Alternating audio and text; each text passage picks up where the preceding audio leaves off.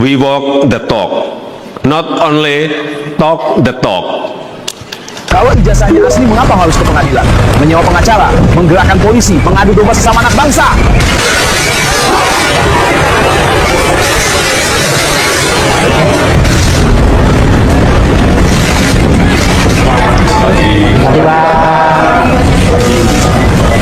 Apa saja pertanyaan yang baru itu?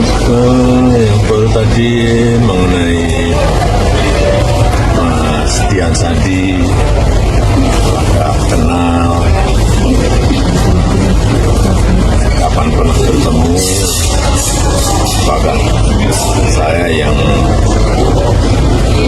minta untuk memposting ijazah saya, semuanya saya jawab bahwa saya bertemu di rumah saat Mas Dian Sandi bersilaturahmi dan meminta maaf karena telah memposting ijazah S1 saya.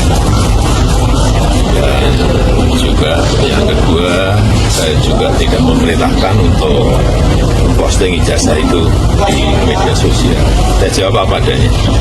Kemudian juga yang kedua mengenai Pak Insinyur Kasmujo, saya sampaikan bahwa beliau itu adalah dosen pembimbing saya, dan memang dosen pembimbing saya. Tapi untuk dosen pembimbing skripsi memang bukan Pak Kasmujo, tapi Profesor Dr. Insinyur Ahmad Sumitro. Ini untuk lebih perjelas saja. Ya, Pak, hasil pemeriksaan ini seperti apa, Pak? Ya, proses hukum kita hormati dan terus akan kita ikuti. Pak, tadi kan kuasa hukum bilang bersedia untuk penyitaan ijazah kalau diminta oleh penyidik. Tadi gimana, Pak? Ya, juga sudah dilakukan tadi penyitaan ijazah asli S1 dan SM oleh penyidik. Dua jenis ijazah aja, Pak, yang di sini? Iya. Tadi juga bersama-sama ya dengan saksi-saksi yang lain yang juga diperiksa. Ada berapa? 11. Bapak ini kan Plus saya berarti 11. Nah, kasusnya mencemarkan karena mengatakan bahwa ijazah Pak Jokowi itu dikatakan palsu. Nah, sekarang mari diselidiki. Ijazah itu palsu, tidak sah, atau asli dan sah. Nah, itu harus diselidiki dulu.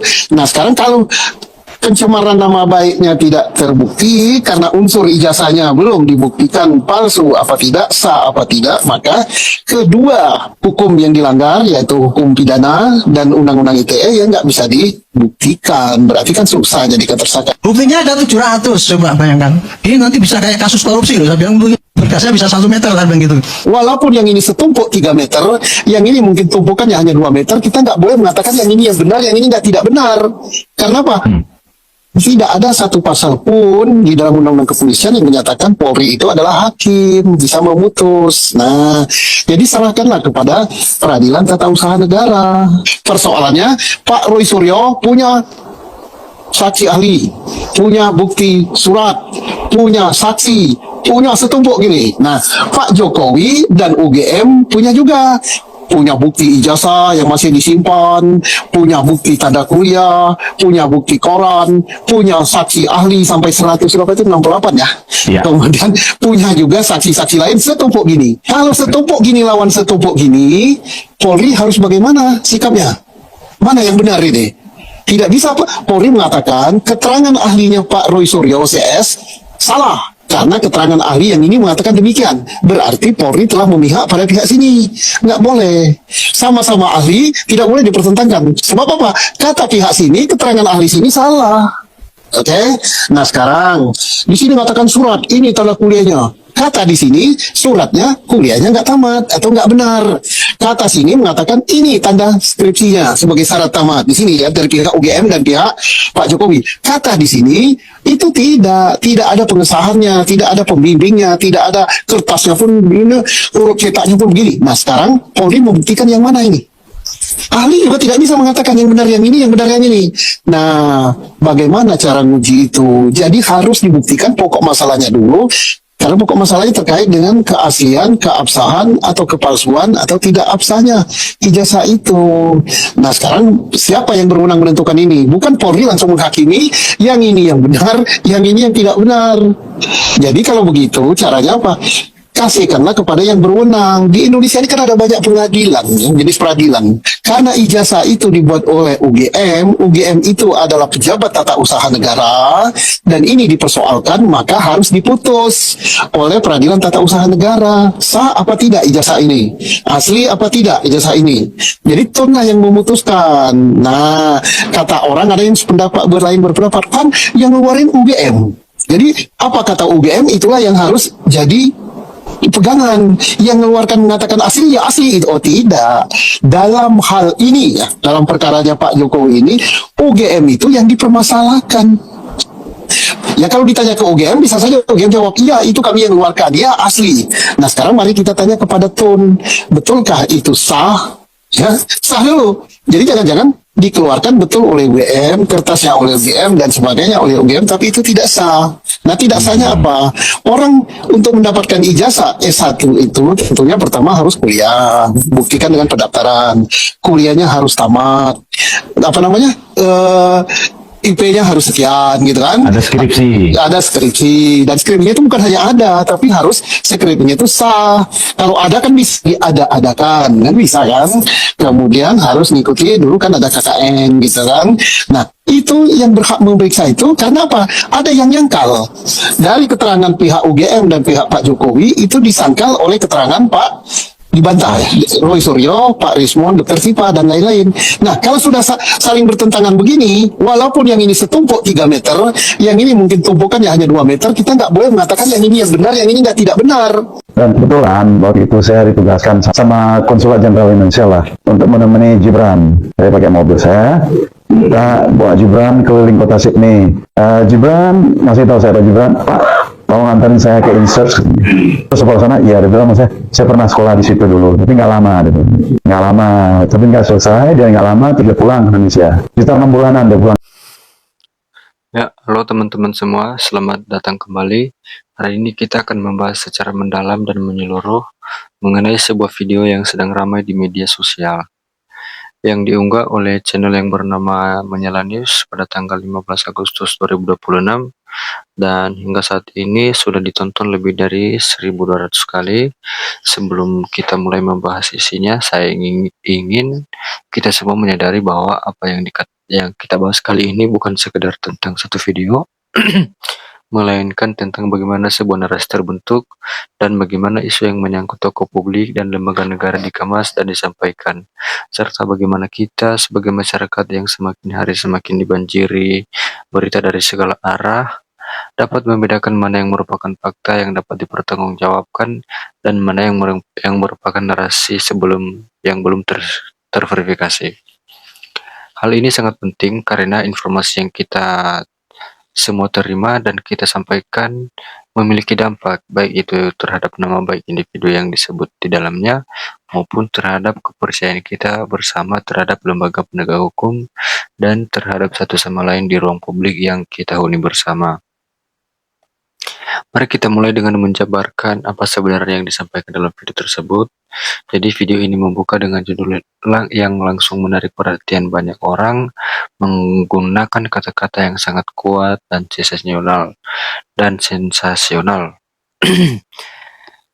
yaitu yang berjudul verifikasi akhir gelar cek hari ini, kekacauan meledak, polisi terpaksa mundur karena fotokopi. Nah, judul ini langsung menyiratkan bahwa ada sesuatu yang sangat besar dan menentukan yang sedang terjadi pada hari itu.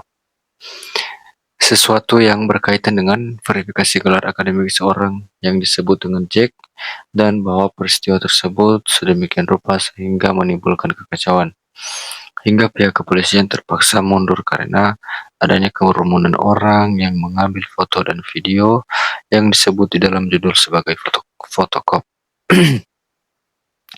Bagi siapa saja yang melihat judul ini sekilas, kesan yang langsung terbentuk adalah bahwa sedang terjadi sidang atau proses verifikasi resmi yang sangat penting, bahwa hasilnya sudah ditentukan atau diumumkan, bahwa situasi di lokasi menjadi sangat panas dan tidak terkendali, dan bahwa pihak berwenang pun kesulitan untuk mengatasinya.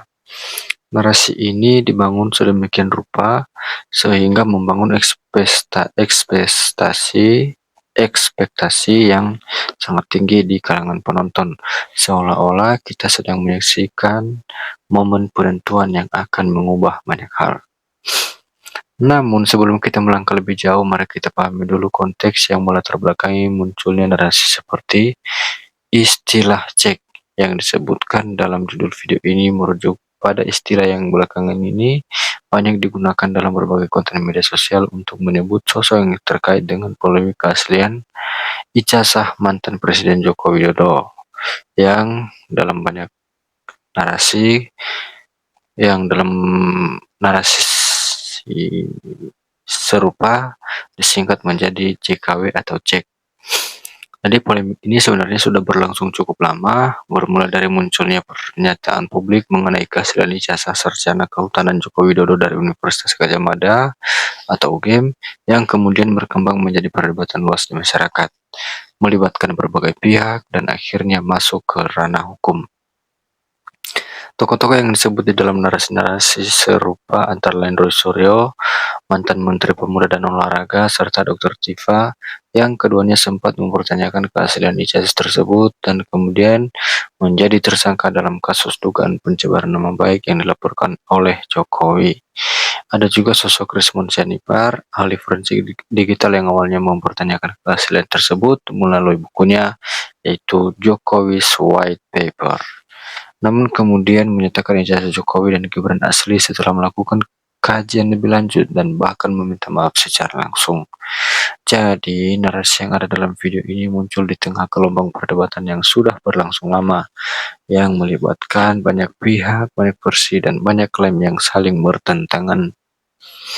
Kembali ke isi video tersebut, di sepanjang penyampaian, video ini menyusun narasi seolah-olah sedang melaporkan peristiwa yang terjadi secara langsung pada hari itu, yaitu adanya proses verifikasi akhir terhadap gelar atau ijazah yang dimaksud, yang berlangsung di sebuah lokasi yang dihadiri oleh banyak pihak, termasuk pendukung, penentang, wartawan, dan aparat kepolisian.